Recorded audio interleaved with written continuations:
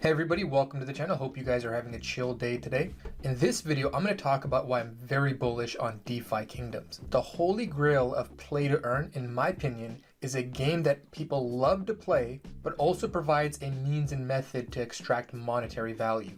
So in other words, a game that people enjoy to play, but they can also make a living off playing. Unfortunately, I didn't learn of the game until Jewel was trading at $4, but after seeing how engaged the community was and how fast the team was able to ship updates, I told my private group that I was going in large. And in this video, I'll expand on that and also cover why I'm even more bullish today.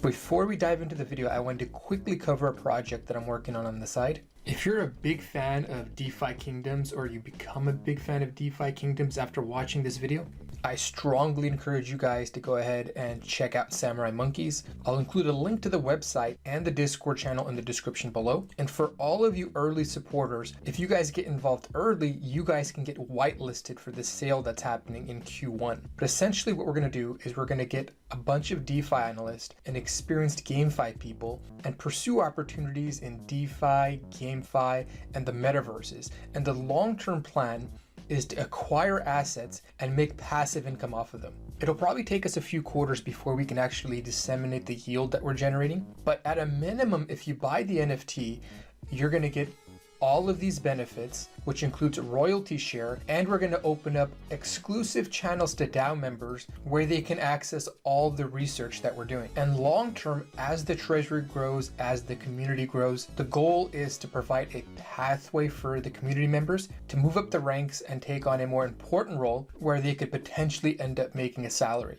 So again, if you guys are interested in something like this, you guys should definitely check out the Discord channel that's linked in the description below. With the intro out of the way, let's go ahead and dive into this video.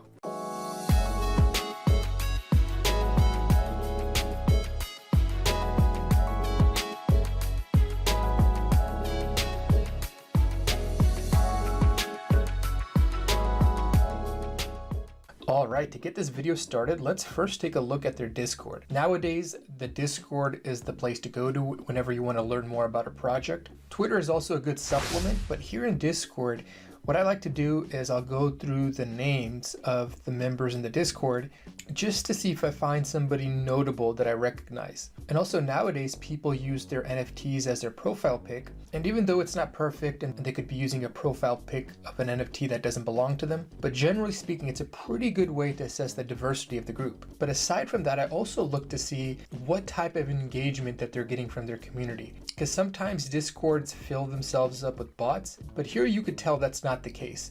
They really got organic engagement. People are very interested in playing the game and learning more about it. And that's further reflected in the AMAs that they host. The last few AMAs that I watched, they had over 600 people in the AMA. And unlike other AMAs where they have to pay people with prizes to get them to engage, without any sort of incentives, you had people lining up to ask questions. So in summary, the first reason why I'm very bullish on the project is because they have a very large and robust community that's very engaged. And so even though I noticed that the team does a lot of giveaways, it's probably not necessary. They're getting plenty of organic marketing from the community who's enthusiastically shilling the project on various social media outlets. Now, the second reason I'm very bullish on the game is because of the team. Now, it's not because I know that these are super quality people or I have a good understanding of their background, but rather I'm just looking at how fast they ship and the overall quality that they've produced to date. And since I made a pretty large investment into Jewel,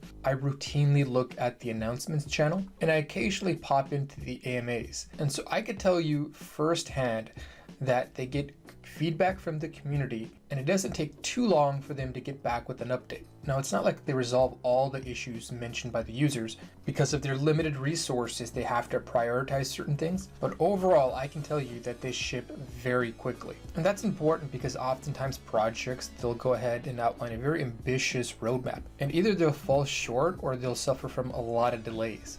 Now, that doesn't mean that DeFi Kingdoms won't have any setbacks or delays themselves, but given how fast they ship and how much the game's been a success so far, I have a lot of confidence that they're going to be able to deliver on basically everything that's outlined in their roadmap. And I mean, these guys are quick. They were just talking about expanding into other chains, and you already have them pretty much ready to go and launch on Avalanche. And hopefully my project is able to launch ahead of this, because I would love to use the treasury resources to pursue opportunities on DeFi Kingdoms after they launch on Avalanche. And if you guys are also looking to get exposure to DeFi Kingdoms, I made 2 previous videos to this. One, I talk about my passive strategy, and in the second video, I cover ways you can make leverage bets on the game. I give you guys the pros and cons, so that way you guys can make an informed decision about what you guys want to do.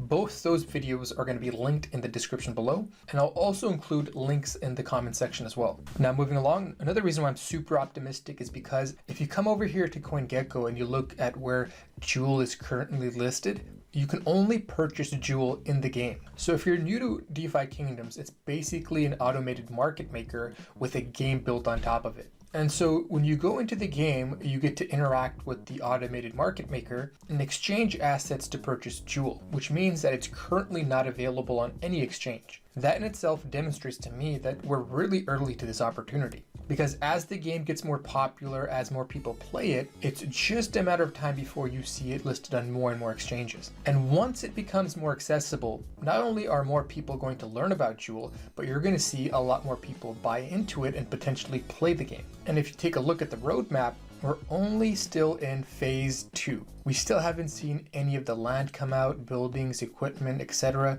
So this again reinforces the point that I was making earlier about us being super early to this opportunity. And lastly, if you look here at YouTube with the quick search for DeFi Kingdom, most of the tubers that are talking about DeFi Kingdoms, they don't really have a large following. And in my experience as a YouTuber, smaller channels will come to the quality opportunities very early. And when the project gets a lot bigger and more people learn about it, you'll see larger channels begin talking about it. So until we see the BitBoys, the coin bureaus begin talking about DeFi Kingdoms, I would argue that, again, we're very early to this opportunity.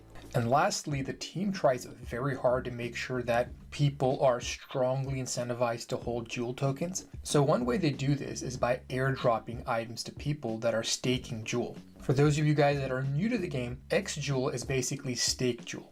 It's essentially the same model that SushiSwap used with their sushi token. So just like the sushi token, by staking your Jewel, you'll be eligible to receive fees generated by their automated market maker. And also as they're expanding the game to include land and items, and rather than hosting a sale where whales tend to come in and just buy everything, they understand that the whales will eventually get these items, but initially they want to make sure that people that are playing the game, that have strong vested interest in the game, have a fair shot at getting the item, and also they want to make certain that they get broad distribution of these items. And one thing that they've done again and again are raffles. Now, whales are more likely to win because they have more jewels staked, but it does, however, create an opportunity for people with smaller balances to also be eligible and potentially win these airdrops.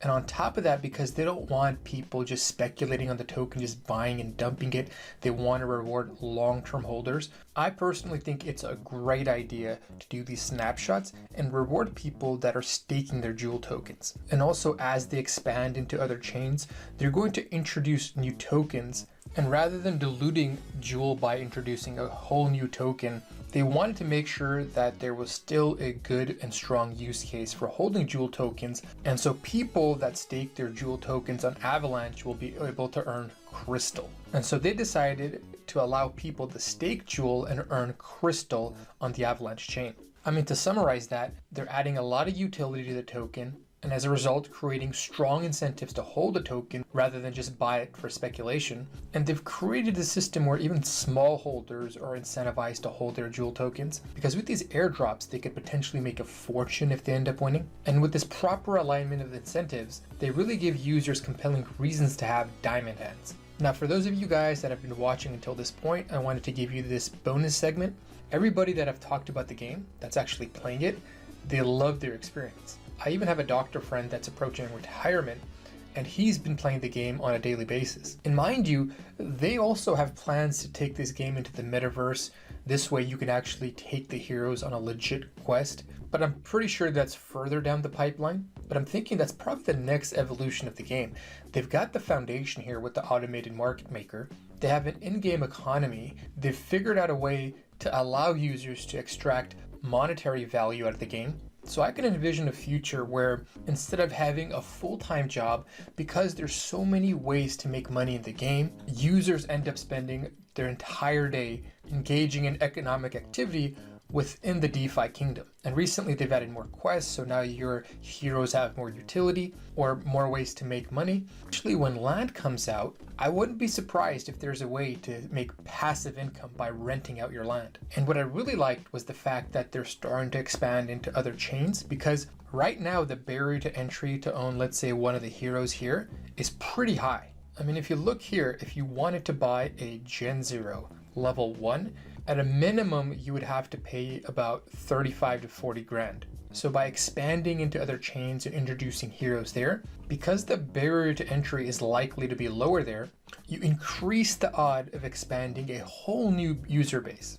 Because I'm sure there's people that are already interacting with the Avalanche blockchain, whether it's with DeFi or other applications. Once they see DeFi Kingdom launch there, and they see that it's been super successful in Harmony, I'm pretty confident that you're going to see very robust demand for these heroes on other chains as well. So unlike these other play to earn games, which get saturated and then therefore the barrier to entry gets a lot higher, discouraging new users from playing the game, here with DeFi Kingdoms, as they expand into other chains, I have a feeling that they're going to continue picking up more and more users. Now, if you're enjoying these insights and you want to learn about DeFi Kingdom-like opportunities very early, there's a lot of quality information that you can get by joining my Discord channel. Number one, Don here introduced us to the opportunity when Jewel was trading roughly at a couple dollars. Secondly, he's part of a DAO that focuses on investing in DeFi Kingdom. And thirdly, we try to do bi-weekly or monthly meetings where Don comes in and gives us a quick summary of all the updates in regards to DeFi Kingdoms. And by the way, all of this is 100% for free, but if you guys wanted to go ahead and join the private channels that I have, where I publish my moves in real time, I have a DeFi analyst publishing his moves in real time, and recently I've started experimenting with these early stage rounds, and to provide additional value to all my paid members, I'm actually pooling money. This way, people that normally wouldn't be able to get access to these rounds now have a means and method to do so. And to get access to my private channels, all you got to do is pay $20 a month. Not only will you get access to the free Discord channel, but I'll give you a free subscription to the paid version of my newsletter. Or you could sign up for one of the higher tiers I offer, and by signing up for one of the higher tiers, you'll be able to have one-on-one dialogue with me. And in this dialogue, we can pretty much talk about anything. My focus tends to be DeFi and GameFi, but oftentimes I'll talk about my macro outlook, my general outlook for the crypto market, and what moves I'm personally making in my portfolio. So if you think you can gain any value from the services offered here on Patreon, make sure you guys check out the link in the description below. With that, I hope you guys enjoyed this video. This is CryptoOneStop signing out. I'll talk to you folks next time. Bye.